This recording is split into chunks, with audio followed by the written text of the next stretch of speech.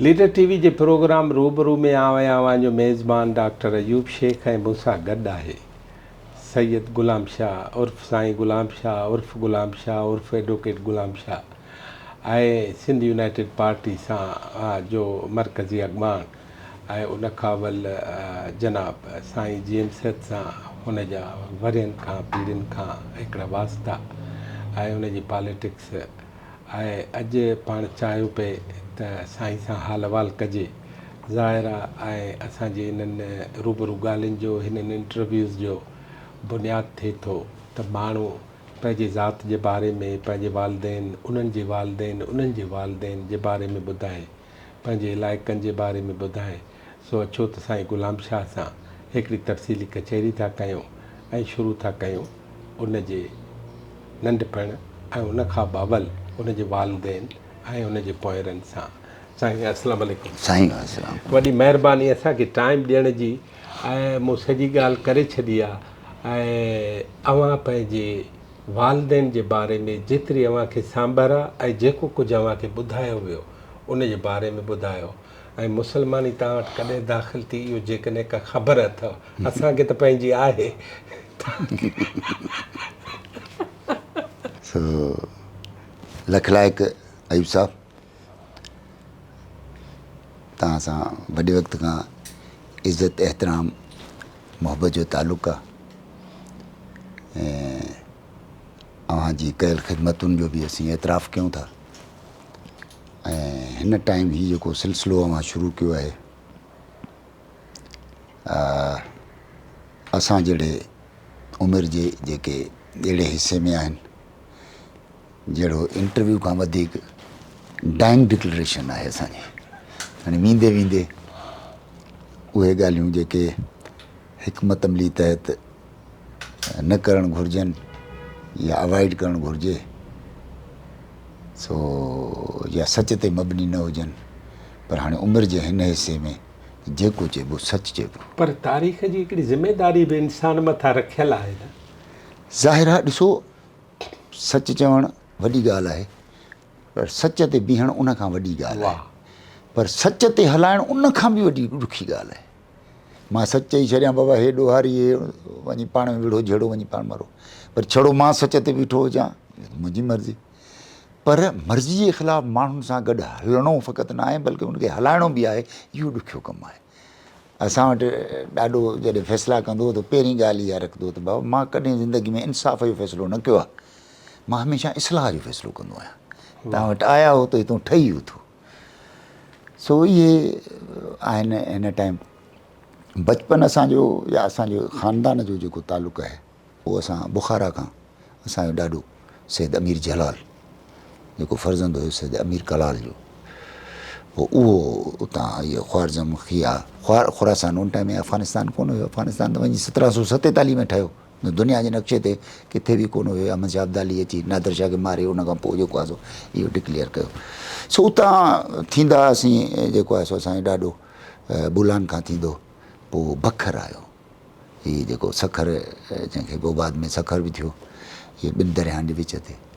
सो हिते आयो, हिते सदरुद्दीन शाह पातशाह जी मज़ार आहे, इन जो वॾो भाउ बदरुद्दीन शाह, पोइ उन सां अची करे उन सां उते अची रहियो उन्हनि वटि।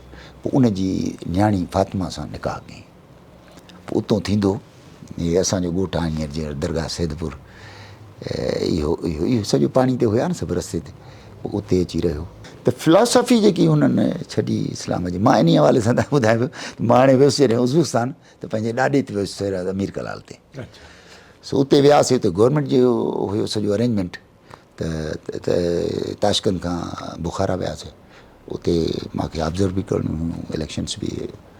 सो उते मां ॾाॾे ते जॾहिं वियुसि त हिकिड़ो त उन्हनि जी मज़ार जेकी हुई ॾाढी यारी, माना 800 साल पुराणी, उहा कम्युनिस्ट दौर में उन्हनि खे बिल्डोज़ पे कयूं। सॼी जेके बि मज़ारूं हुयूं या तबरुकात हुया, लोकल माण्हुनि जी अक़ीदत हुई उन सैयद अमीर जलाल सां वॾनि खां वठी, उन्हनि उन में वारी विझी वारी भरे मथां बेकरी खोले छॾी, चवंदा हिते का मज़ार कोन्हे का, ईअं उहा मज़ार बची वई।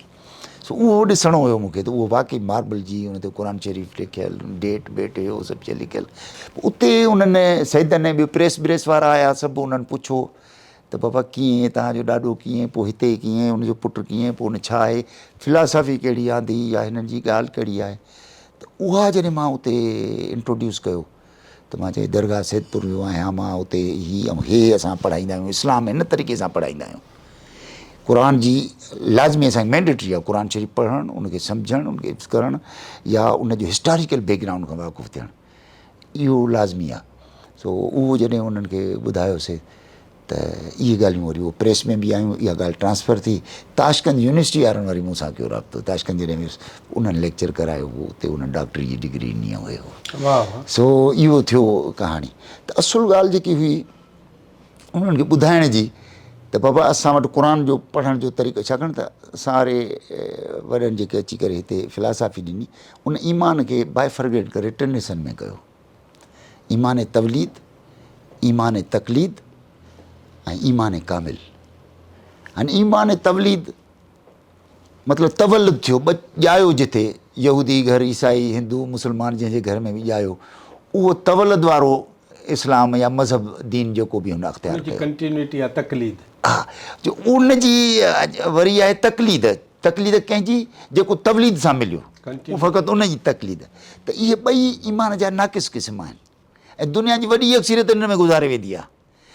ईमान कामिल ताईं पहुचण जे लाइ ईमान तहक़ीक़ूं गुज़रणो पवंदो, यानी जेको तवलीद ऐं तक़लीद सां तव्हांखे मिलियो आहे ईमान, पहिरियों उनखे त सम्झो, पोइ तव्हां अमर बिल मारूफ़ ॾे वेंदव न। सो उनजे करे उनखे सम्झण जे लाइ ज़रूरी आहे त भई जे फ़र्ज़ु कयो मां मुस्लमान आहियां त मुंहिंजो बुनियादु क़ुर आहे, त पहिरियों क़ुर खे सम्झां। क़ुर खे सम्झण जे लाइ ज़रूरी आहे त न फ़क़ति उनजी माना या उनजी तफ़सीरूं, इख़्तिलाफ़ी तफ़सीरूं बि पढ़ां, बल्कि हिस्टोरिकल बैकग्राउंड खां वाक़ुफ़ु थियां। यानी एलेक्जेंडर जलाल साहब जेको जी, उहो मुल्तान खां आयो सखर, सखर खां वरी होॾे वियो, काॾे वियो, मुल्तान वियो वरी न, वियो, मुल्तान वियो, वरी उतां आयो, वरी आयो हेॾे बकर, हाणे रिश्तेदारी थी वञे, ॿी घरवारी जॾहिं पहिरीं घरवारी गुज़ारेसि, वरी अची ॿी हुनजी भेण सां शादी कई। अच्छा, इहो अचणु वञणु जेको आहे सिलसिलो। त असां वारा वॾा बि ईअं बुखारा खां आया ऐं उनखां पोइ जेको आहे सो हिते अची दरगाह सैदपुर ते रहिया, मुख़्तसिर इहा। बाक़ी वालदा जे तरफ़ां असां दुरानी आहियां, मुंहिंजी वालदा दुरानी हुई, पोपल्स जी, अहमद शाह अब्दाली, शिकारपुर पार्ट ऑफ कंधार हुयो। गेट में आहे न, हा, न पार्ट ऑफ कंधार। हिते हुकूमत जेकी हुई जॾहिं नादर शाह आयो त ही सिंध खां खसे वई, पुट बि खणी आया नूर मोहम्मद कलोड़े जा, ठीकु आहे न। हाणे इन कीअं इहो ख़ानदान गवर्नर हुया हितां जा, शिकारपुर वालिद साहब उतां शादी, ॾाढी उतां जा। असांजी छा आहे शिकारपुर जी सराउंडिंग में दरगाह जी वॾी पीरी मुरीदी आहे, शिकारपुर जी लेवल बि मथे। हा, ऐं नानो बि जेको आहे वॾो हकीम हुयो, हाज़िक हकीम हुयो। त पीर ज़मींदार सभु हकीम, त असांजा जतोई, महर, लोअर, पंहिंजो कल्होड़ा, शर, सराउंडिंग में जेके बि आहिनि इहे सभु मुरीद हुया दरगाह जा। त उन जे करे इहा जेका शादी उतां थी लेखे में आहिनि। हा, असांजो सिलसिलो जेको आहे पीरी मुरीद, उहो सभु बाक़ाइदे, उहो पीर आहियो तव्हां, पीर आहियूं, उहो अञा हलंदो आहे सिलसिलो असांजो। हाणे अम्मा बाबा उनजी शादी कॾहिं थी आहे? माना इहो 40s खां मां सम्झां थो त 45-46 में ठीकु थियो। ऐं वालिद साहब खे हिकिड़ो घरु, घणी औलाद उनखे? 2 पुट 1 धीअ। वॾो अवां आहियो? वॾो साईं लाल शाह, उनखां पोइ अदी विच में तव्हां नंढा आहियो। ठीकु आहे। साईं लाल शाह ज़मींदारी कई? साईं लाल शाह MA-LLB कई? न पढ़ण खां पोइ ज़मींदारी कई? ज़मींदारी कई। ऐं अवां सभु कम कया? असां ईअं चइजे त वालिद साहब त हुयो ॾाढो त तमामु हिकिड़ो वॾे नाले वारो माण्हू हुयो, पर उन टाइम में तव्हां सोचो न, हेठि आहे ॾाढो, हे ॾाढो, हे बाबो, पोयों जेको आहे ड्राइवरनि जो हेड, पोइ वरी ख़लीफ़नि जो हेड, इहे ॿई कराची जो आहे, 1940 जो फोटो आहे इहो, ठीकु आहे न। हाणे इहा ॾाढे खे हथ में जेकी स्टिक आहे, इहा स्टिक न, इहा गन आहे वेंचेस्टर जी, 410 जो कारतूस, लेदर लॻल हूंदो ख़बर न पवंदी, पर इहा स्टिक हमेशह रखंदो, इहा 410 जो कारतूस पियल हूंदो हिन में। हे बि विंचेस्टर जो पिस्टल आहे जेको बाबे खे आहे। इहा वॉच रोलेक्स वारी ऐं इहे सभु मुंहिंजे हिन हिसे में आहे, इहा गन में, ठीकु आहे न। उन टाइम में बंगलो ठारायईं ॾाढे, यानी तव्हां सोचो सॼो टीक जो आर्टिफिशियल दड़े ते ऐं उन में सॼो बेल्जियम जा झाड़ ऐं फिट फर्नीचर 8 कुंडो हूंदो ड्राइंग रूम फिट फर्नीचर माना पोयों शींहं हाथी घोड़ा नांग उकरियल निकिता उहो छित ताईं हलिया विया वरी छित में बि सॼो टीक जो कमु ठीकु आहे न इहो बंगलो हेठों किथे जर्मन आहे? स्प्रिंग ॻोठ ॻोठ में स्प्रिंग में हा ॾाढी ठाराई स्प्रिंग जा उहे पियल पाण ॿ बेड हेॾो वरी विच में गोल जेको आहे सो बंदि टीक जो विरांडो वरी अॻियूं पिलर्स मार्बल जा पिलर्स उन ते खुलियल जेको आहे विरांडो बेंचूं ऐं पंहिंजो टेबलूं मार्बल जूं उहे जेको वयूं पोइ वरी आर्च ईंदो उनखां पोइ वरी लान शुरू थींदो पर लान जे ॿिन्ही पासनि में घोड़नि जा तंबेला हूंदा और नौकरनि जूं जायूं हूंदियूं पर इन सॼे बंगले में बाथरूम हुयो ई कोन बाथरूम हुयो वॉशरूम हुयो पर उहो टॉयलेट मुकमल न हूंदो खॾियूं हूंदियूं पर कुंड में उहे उन ते साईं लाल शाह उन में उहो जेको आहे चेंजिस कराइण जी कोशिशि कई उनजे करे रोकियुसि पोइ उन में छा मसइलो हुयो जो हिकु सिर पकी अंदरों हिकिड़ी पकी ॿाहिरों विच जेको आहे सो 3 फुट जूं कचूं सर्दी जे करे हीअ त तव्हां असांजो मसइलो हल करे छॾियो असांजी सम्झ में न ईंदे त इहो छा कयूं हेॾो सॼो बंगलो ठाराए त ओके मौसमियात जे करे हिननि इहो सॼो कुझु करायो वाह जो ॻाल्हि कयूं छतियूं तमामु मथे कंबर लाड़काणे जे पासे चवनि था त जिन खे वसियत हैसियत न हुजे त उहे ओॾकियूं भितियूं ठाराए ओॾकियूं भितियूं सॼियूं गारे जूं थियनि थियूं ऐं उहे फुट 2 फुट थुलियूं थियूं थियनि उन मां गर्मी सर्दी नथी क्रॉस करे अच्छा तॾहिं इहे मना बि ठहियल हूंदा उहे ओॾकी भितियुनि जा हूंदा अच्छा वॾो इहे तव्हां डॉक्टर आहियो पर हिते साइंटिफिक ॻाल्हि ॿुधाई अथव इहो गर्मी सर्दी जे करे मूंखे हिकिड़ी ॻाल्हि ॿुधायो तव्हांजे घर में तालीम कॾहिं आई आहे तालीम शुरू खां हुई अम्मा पढ़ियल आहे अम्मा पढ़ियल आहे फारसी पढ़ियल हुई अम्मा वारा फारसी ॻाल्हाईंदा हुया न सो उहो ॾाढो जेको आहे नाने जेको आहे सॼो किताब जेके उनजी छा आहे अम्मा मोहतरमा जी मुंहिंजी ख़बर न आहे मूंखे त इहो का ईअं का वॾी का स्कूलिंग कोन हुयसि पर डिग्रियूं बि कोन्हे वालिद साहिबु उन टाइम में मैट्रिक कई हुई 7 जेका फाइनल पास हा 7 फाइनल पास पोइ ॿियो बि शायदि अलाए किथां कयो हुई पर मैट्रिक पास चाचो बि ईअं हूंदो ऐं पढ़ाई सां असां वटि ॾाढी रोहबत रही लाइब्रेरी हुई न तमामु वॾी बहस मुबाहिसा कंपेरेटिव लिजन ते स्कूल हुयो ॻोठ में स्कूल असां वटि 1800 समथिंग में 1890 में या छा में उन टाइम में स्कूल आयो असां वटि हिंदू बि रहंदा हुआ अॻे अच्छा इहो सम्झण जे लाइ तव्हां शादी कॾहिं कई मां 91 में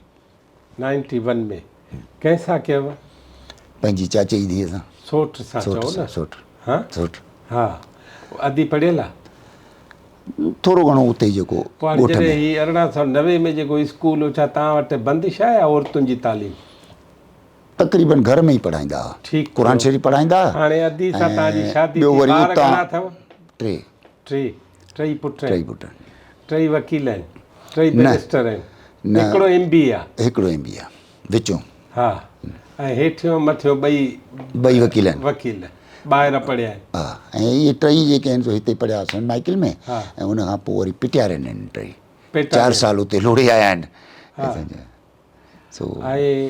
ऐं तव्हां प्राइमरी किथे पढ़ियो ॻोठ में ऐं हाई स्कूल 8 ताईं मीरपुर माथेलो माना तव्हांजे ॻोठ में तॾहिं ताईं हाई स्कूल कोन्हे न ठीकु थियो मीरपुर माथेले ज़बरदस्त हाई स्कूल हुयो यानी उनजी तव्हां ॾिसो त इहा बिल्डिंग ऐं इहा ज़मीन जेकी आहे मीरपुर माथेले वारी इहा सरदार बहादुर केसर ख़ान ठाराई अलीगौर खान वारनि जे वॾे अलीगौर खान वारनि न बोज़दार उहो बि हुनखे फॉलो कंदा हुया मार बि हुन टाइम में बोज़दारनि खे फॉलो कंदा हाणे जीअं बोज़दार फॉलो था कनि ॿारनि खे सो हुनजो वॾे में वॾो जेको हुनजो फॉलोअर ऐं शागिर्दु हुयो अलीगौर खान हुयो ठीकु आहे पोइ वरी उन्हनि ते अचूं त पोइ वरी उन्हनि जी ॿुधाईंदासीं ऐं तव्हां पोइ बहितरीनु स्कूल हुयो माथेले में पढ़ियो हाई स्कूल असां वटि पंहिंजो सिविल जज हूंदो हो अहमद अली कुरैशी बख़्तियारपुर जो एजाज़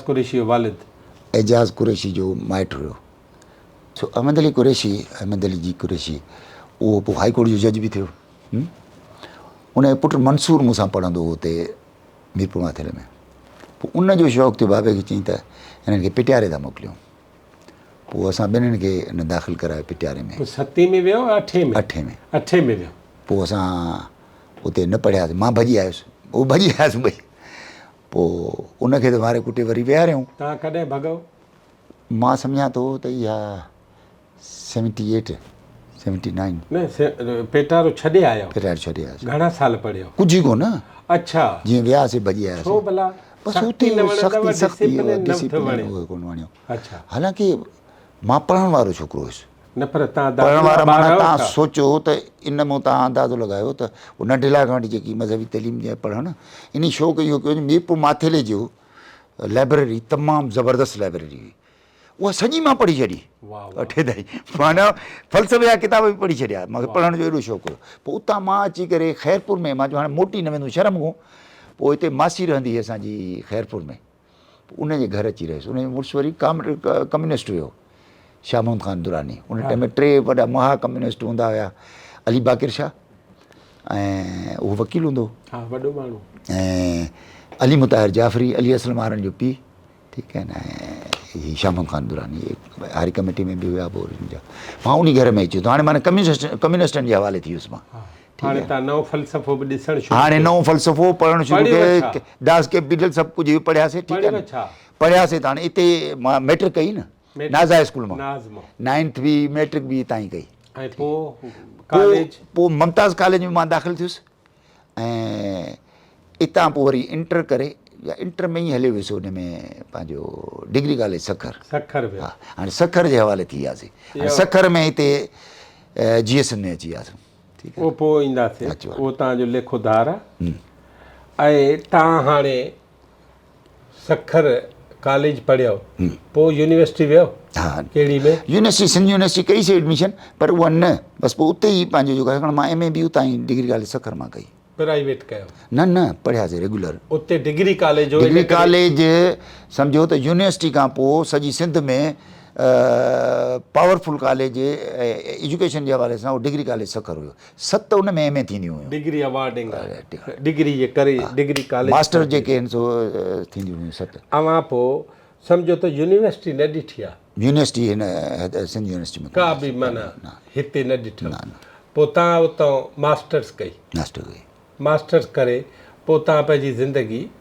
पोइ मां प्रैक्टिकल लाइफ अची ॻोठ गुज़ारी। हाणे अमली ज़िंदगी पोइ था ॾिसूं। इहो साल कहिड़ो पहुतो? इहो सम्झो 75। ॼावो कॾहिं? 1952, 1 जुलाई 1952। 52 ऐं हीअ आयो 75, भुटे साहब जो दौरु आहे। ठीकु आहे। इहे वरी कहाणियूं आहिनि उतां जूं घणियूं। हा, उहो त विच में अचनि थियूं। असां जूं ॻाल्हियूं साईं गुलाम शाह सां जारी आहिनि। हिकिड़ी नंढड़ी साई खां पोइ पाण साईं जेका अमली ज़िंदगी थो चए, उन अमली ज़िंदगी में साईं छा छा कयो, साईं खां छा छा करायूं, ऐं साईं छा छा इनकार कयो, इहो सॼो शायदि इन जो बहस जो असांजी ॻाल्हियुनि जो हिसो थी वञे। असां सां गॾु रहे।